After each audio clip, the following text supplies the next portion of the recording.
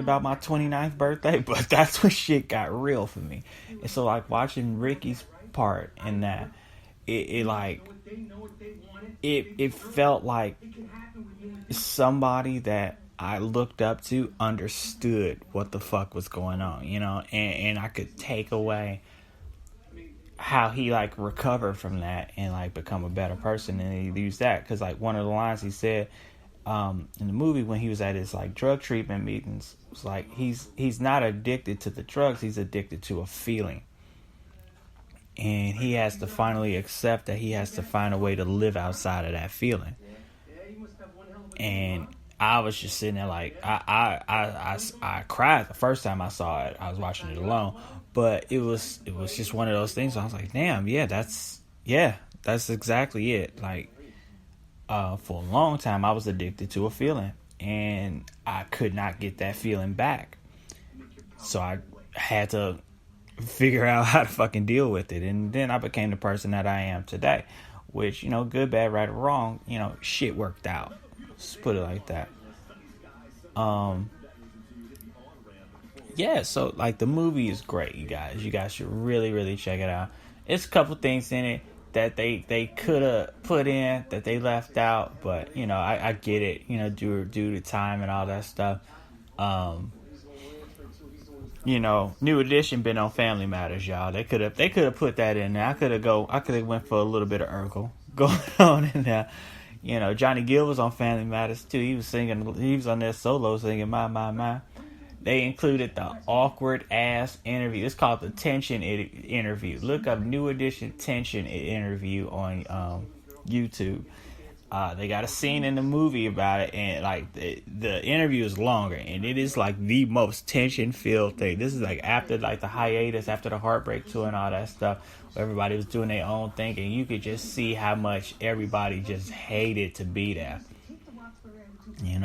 Because Ralph and Mike had their issues, Bobby and everybody had their issues and stuff. Mike had his Rick had his drug issues and stuff. Mike basically became like a record executive that he kind of hated because he was just like, look, if y'all read your contract, Boyz II Men is put in this movie. Al B. Sure is in it. They allude to Whitney Houston being in this movie, but they didn't get the rights to it, so they couldn't show the person who's playing Whitney Houston's face. But I know Whitney when I see her. Then it's one part in this movie that bothered the shit out of me. Like, first of all, Michael Rappaport is a good actor. I'm gonna say it right now. Michael Rappaport is a great actor. He always plays a fucking Michael Rappaport is a comedian. He's a stand-up comedian. He's funny as hell. But when he's in his like serious acting roles, he's always like some shiesty ass motherfucker just doing something to fuck over black people for some reason. He plays that part very well. Not too well, but seriously though, that's the only role he gets, and he's like typecast into that fucking role. I almost fucking feel sorry for him, but he's doing his thing.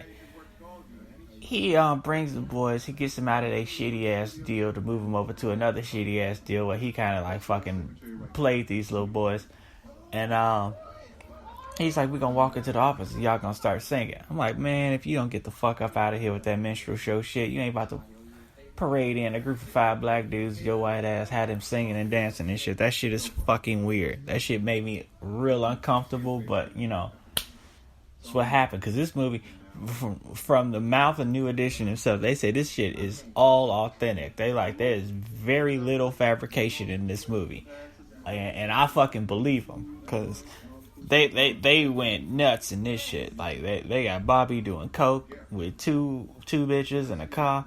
One of them blowing them, and the other one giving them the blow. And they get them this apartment. They walk in, they cut the light on. They got nothing but bitches running around and stuff, talking about they Soul Train dancers. I'm like, alright, damn. Bobby got a Corvette driving around, getting arrested and shit. It's a fucking good movie. They told the story very fucking well. I want everybody to go check out the New Edition story. I'm almost mad that this review is so damn short, but there's not much I can say about this movie besides watch it. Watch it and learn. Watch it and learn. Think about how you grew up with your friends and stuff in y'all relationships and how y'all go through it. Think about just good music. Just listening to good music and just like watching how things like evolve, how you grow up as like you can. Not only did they learn how to like work with each other, but they learn from each other how to be men. You know, and that's one of the most important things in this. It's like basically going from being a boy to a man. So I look at my friends and I'm just like I cannot be happier about the guys that we became. You know, between my accomplishments and all the things that I've done in my life with, you know, my cousins and what they're doing and like their accomplishments, their beautiful fucking families. You know, it's just one of those things. It's like I grew up with this movie. This movie spanned my entire lifetime. Let's put it like that. So, thank you guys so much for listening. That's the episode, man. We're going to come back next week. We're going to come back later this week with a better episode of Eric Explains the Universe. If you listen to the last episode, that's the loudest, most convoluted shit. But we got a better episode of Eric Explains the Universe coming later on this week. We're going to see y'all at the movies next week with Stupid Movie Tuesday. Y'all been great. My social media is always in the show notes. You guys been awesome. I'll see y'all at the movies.